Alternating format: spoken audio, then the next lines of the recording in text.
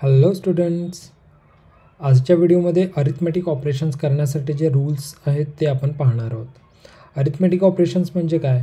तर addition, subtraction, multiplication, division हे म्हणजे अरिथमेटिक ऑपरेशन्स, म्हणजे बेरीज, वजाबाकी, गुणाकार, भागाकार. जेव्हा नंबर्स पॉझिटिव्ह असतात त्यावेळी त्याच्यामध्ये अरिथमेटिक ऑपरेशन्स करणं इझी जातं. पण जेव्हा नंबर्सचे साईन वेगळे असतात त्यावेळी त्याच्यावरती काय ऑपरेशन होतं हे कळत नाही, आणि त्यामुळं छोट्या छोट्या कॅल्क्युलेशनच्या वेळी स्टुडंट्स कन्फ्यूज होऊन आन्सर चुकून ठेवतात. त्यामुळं आपल्याला या व्हिडिओमध्ये पाहायचं आहे की अरिथमेटिक ऑपरेशन्स करताना वेगळे साईन असतात त्यावेळी कशा प्रकारे ऑपरेशन्स होतात हे आपण आता जर समजून घेतलं तर पुढे ज्यावेळी आपण नंबर प्रॉब्लेम सॉल्व करणार आहोत त्यावेळी आपल्याला इझी जाणार आहे. त्यामुळे हे आपण आता बेस पक्का करून घेतो आहे, जेणेकरून आपण पुढे ज्यावेळी प्रॉब्लेम सॉल्व करू त्यावेळी आपल्याला काही कन्फ्युजन राहणार नाही किंवा काही क्वेश्चन्स राहणार नाहीत. इझिली तुमचं तुम्ही सॉल्व करू शकाल. ठीक आहे, चला तर मग पहिला पाहूयात. ॲडिशनसाठी काय रूल आहेत पहा. ॲडिशनमध्ये पहिला रूल आहे की जेव्हा दोन्ही नंबर पॉझिटिव्ह असतात त्यावेळी काय करायचं की नंबर्सची ॲडिशन करायची आणि आन्सरचं साईन पॉझिटिव्ह द्यायचं. फॉर एक्झाम्पल समजा 2 + 3 असं नंबर्स आहेत, तर याची ॲडिशन काय होणार 5. हे इझी आहे, आपण नॉर्मली हे करतो करेक्ट. 2 + 3 नंबर्सची ॲडिशन करतो आणि दोन्हीचं साईन पॉझिटिव्ह आहे त्यामुळे आपण आन्सरचं साईन पण पॉझिटिव्ह देतो. हे इझी आहे करेक्ट. सेकंड रूल काय सांगतो बघा. जेव्हा पहिला नंबर पॉझिटिव्ह असेल आणि दुसरा नंबर नेगेटिव्ह असेल त्यावेळी नंबर्सचं सबस्ट्रॅक्शन करायचं आणि आलेला आन्सर लिहायचं आणि आन्सरचं साईन काय द्यायचं, तर जे ग्रेटर नंबर आहे त्याचं जे साईन असेल ते द्यायचं. ठीक आहे. फॉर एक्झाम्पल बघा, इथे 2 + -3 असेल तर ह्याच्यामध्ये काय होणार, नंबर्सचं साईन लक्षात घ्यायचं नाही, पहिल्यांदा नंबर्सचं सबस्ट्रॅक्शन करायचं. 2 आणि 3 याच्यामध्ये सबस्ट्रॅक्शन केल्यानंतर काय होतं 3 - 2 1. ओके, नंबरचं सबस्ट्रॅक्शन करून नंबर लिहिला आपण, आलेला आन्सर लिहिलं. ठीक आहे. आणि आता साईन काय द्यायचं, तर 2 आणि 3मध्ये ग्रेटर कोण आहे 3 आहे, त्यामुळं 3चं साईन काय आहे मायनस आहे, त्यामुळं आन्सर आला -1. क्लिअर. नेक्स्ट रूल पहा.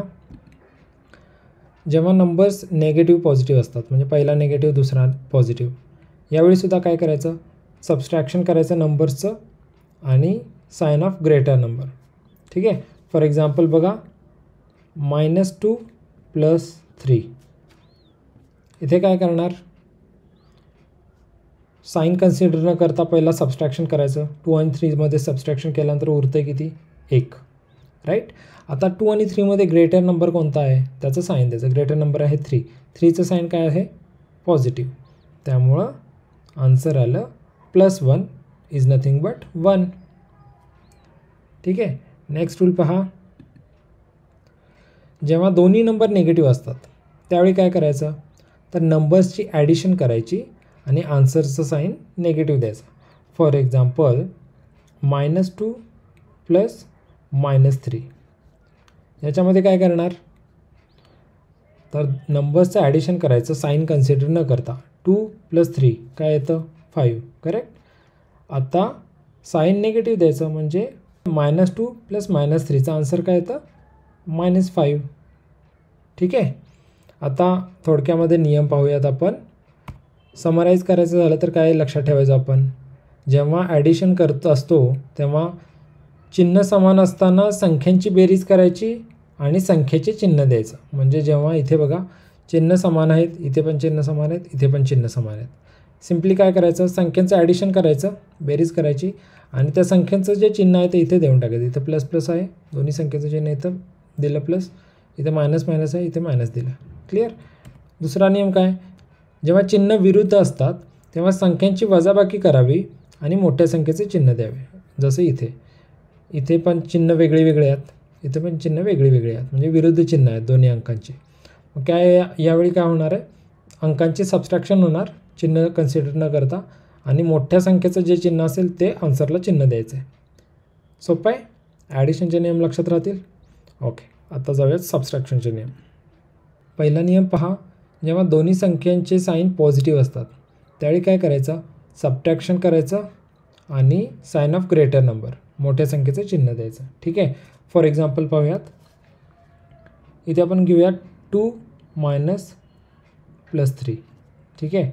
आता काय होईल, दोन्हीमध्ये सबट्रॅक्शन होईल, म्हणजे 2 आणि 3मध्ये सबट्रॅक्शन होईल, आन्सर येईल 1. आता साइन ऑफ ग्रेटर नंबर देताना पहिला बघायचं, मायनस इनसाइड द ब्रॅकेट +3 आहे.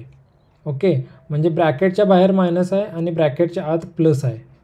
म्हणजे काय होतं आहे, bracket is nothing but multiplication. कोणता पण नंबर प्रॉब्लेम सॉल्व करत असताना ब्रॅकेटचा व्हॅल्यू म्हणजे मल्टिप्लिकेशन असतं. मग आता बाहेर मायनस आहे, आतमध्ये प्लस आहे. जेव्हा ते मायनस प्लसचं मल्टिप्लिकेशन होतं, तो रूल आपण मल्टिप्लिकेशनच्या रूलमध्ये पाहणारच आहोत, पण इथे रेफरन्स येतो म्हणून सांगतो आहे.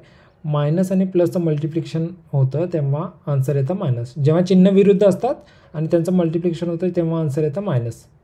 ठीक आहे, म्हणजे रिझल्ट काय झाला, 2 - 3 = मोठ्या संख्येचं चिन्ह -1. ठीक आहे. आता उलटे घेऊयात, 3 - +2 = आता इथे मायनस आणि आतमध्ये प्लस, आन्सर काय येईल, मल्टिप्लिकेशन आहे, ब्रॅकेटच्या बाहेर मायनस, ब्रॅकेटच्या आत प्लसमध्ये. Bracket is nothing but multiplication, म्हणजे minus multiplication by plus = minus. Opposite sign आहेत म्हणून मायनस. मग काय होतं, 3 - 2 = +1. मोठ्या संख्येचं साईन प्लस आहे त्यामुळे +1. ठीक आहे. सेम आता सेकंड रूल, प्लस आणि मायनस ह्याच्यामध्ये सबट्रॅक्शन करत असताना दोन्ही संख्यांची ॲडिशन करायची आणि प्लस साईन द्यायचं. ठीक आहे. फॉर एक्झाम्पल बघा, 3 - -2 = याच्यामध्ये रूल काय सांगतो बघा, अंकांची बेरीज करायची, म्हणजे झालं 5 आणि प्लस साईन द्यायचं म्हणजे +5. ठीक आहे. इथं कोणताही नंबर्स घ्या, आन्सर सेमच राहतं. नेक्स्ट बघा, मायनस आणि प्लस याच्यामध्ये सबट्रॅक्शन होतं, त्यावेळी काय करायचं, अंकांची ॲडिशन करायची आणि साईन मायनस देऊन टाकायचं. फॉर एक्झाम्पल, -2 - +3, आन्सर काय येणार, अंकांची ॲडिशन केली 5 आणि साईन दिलं मायनस, म्हणजे -2 - 3 = -5. ठीक आहे. नेक्स्ट बघा, दोन्ही साईन जेव्हा नेगेटिव्ह असतात आणि त्याच्यामध्ये सबट्रॅक्शन होतं त्यावेळीसुद्धा अंकांचं सबट्रॅक्शन करायचं आणि साइन ऑफ ग्रेटर नंबर. इथे परत सेम एक्झाम्पल घ्या, -2 - -3 = किती काढायचं आपल्याला.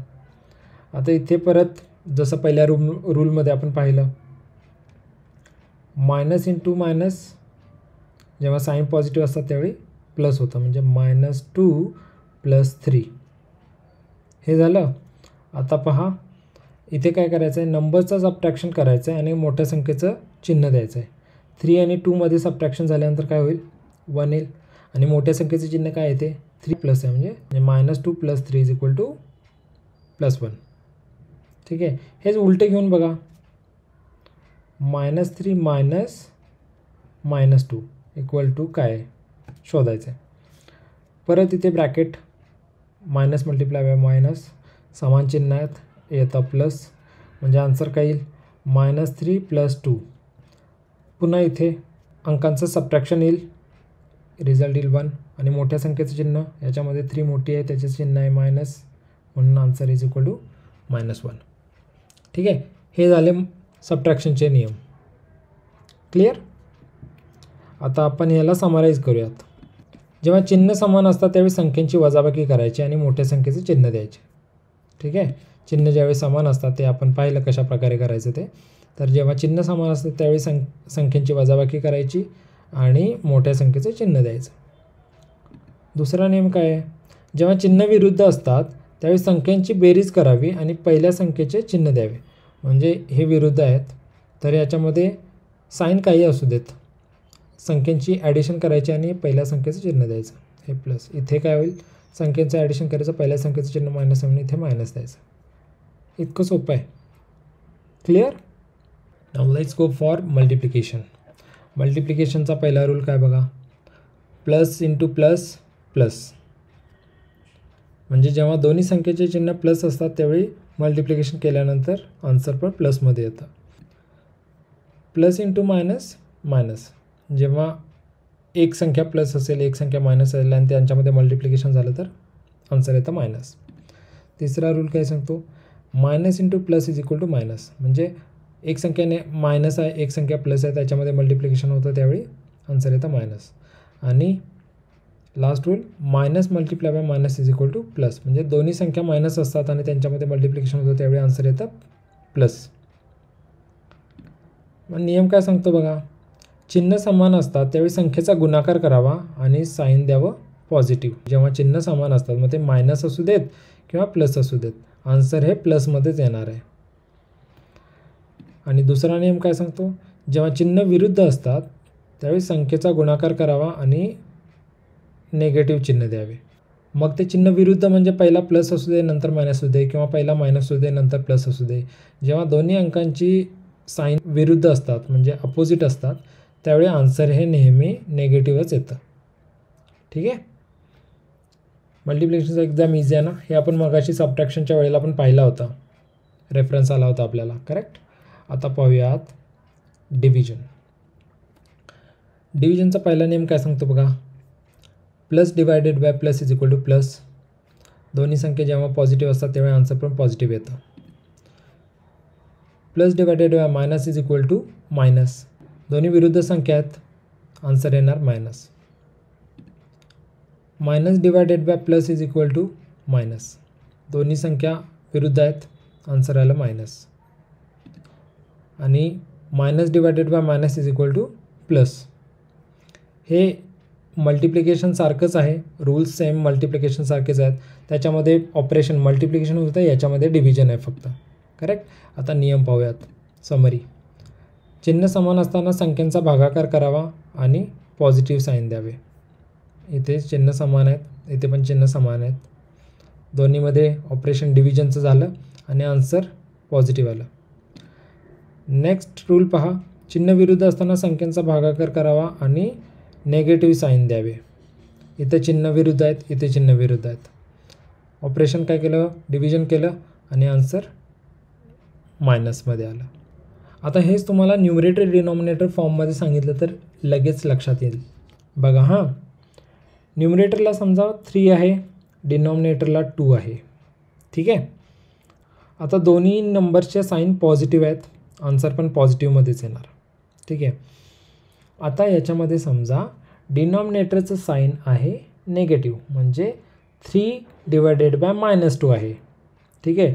आता हे जे मायनस आहे हे मायनस साईन फक्त डिनॉमिनेटरचं नाही आहे, हे पूर्ण अपूर्णांकाचं मायनस साईन आहे. ठीक आहे. म्हणजे पूर्ण 3/2 हे मायनस आहे. मग ते तुम्ही डिनॉमिनेटरला लिहू शकता, न्यूमरेटरला लिहू शकता किंवा पूर्ण अपूर्णांकाच्या साईडला लिहू शकता, जसं की -3 डिवायडेड बाय 2. ठीक आहे. हेच नेगेटिव्ह साईन तुम्ही न्यूमरेटरला जरी दिला, डिनॉमिनेटरला जरी दिला किंवा पूर्ण अपूर्णांकाच्या साईडला जरी दिला तरी त्या अपूर्णांकाची व्हॅल्यू चेंज होत नाही. ठीक आहे, कळतं आहे. त्यामुळे तिसऱ्या रूलमध्ये बघा न्यूमरेटर निगेटिव्ह आहे, दुसऱ्या रूलमध्ये डिनॉमिनेटर निगेटिव्ह आहे, आन्सर हे निगेटिव्हच येणार. म्हणजे काय की तुमचं नेगेटिव्ह साईन न्यूमरेटरला असू दे किंवा डिनॉमिनेटरला असू दे, आन्सर हे पूर्ण निगेटिव्ह येणार. आता बघा, न्यूमरेटर पण निगेटिव्ह आहे आणि डिनॉमिनेटर पण निगेटिव्ह आहे. वरचा निगेटिव्ह खालचा निगेटिव्ह इलिमिनेशन होतं आहे, आन्सर हे पॉझिटिव्ह येतं, जो आपल्याला लास्ट रूल सांगतो. क्लिअर आहे. म्हणजे इथे लक्षात ठेवण्यासारखं काय आहे की तुम्ही हे जे अपूर्णांकाचं नेगेटिव्ह साईन आहे हे तुम्ही न्यूमरेटरलाही देऊ शकता, डिनॉमिनेटरलाही देऊ शकता किंवा अपूर्णांकाच्या साईडलाही देऊ शकता. व्हॅल्यू चेंज होत नाही, अपूर्णांकाची व्हॅल्यू तीच राहते. ठीक आहे. राहतील नियम लक्षात. आता डिस्क्रिप्शनमध्ये काही एक्झाम्पल्स देतो आहे तुमच्या प्रॅक्टिससाठी, ते जाऊन एक्झाम्पल सॉल्व करा या नियमांचा वापर करून, कारण की हे नियम फक्त व्हिडिओ पाहून लक्षात राहणार नाही आहेत, हे तुमच्या प्रॅक्टिसमध्ये आले पाहिजे, हे तुमच्या हाताखालून गेले पाहिजेत तर हे तुमच्या लक्षात राहणार आहेत. अदरवाईज तुम्ही पाहिल्यानंतर तेवढ्यापुरतं लक्षात येईल आणि नंतर ज्यावेळी ॲक्च्युली यूज करायचा टाईम येईल त्यावेळी तुम्ही विसरून जाल. त्यामुळं डिस्क्रिप्शनमध्ये दिलेले एक्झाम्पल सॉल्व करा आणि आन्सर्स कमेंटमध्ये टाकून द्या.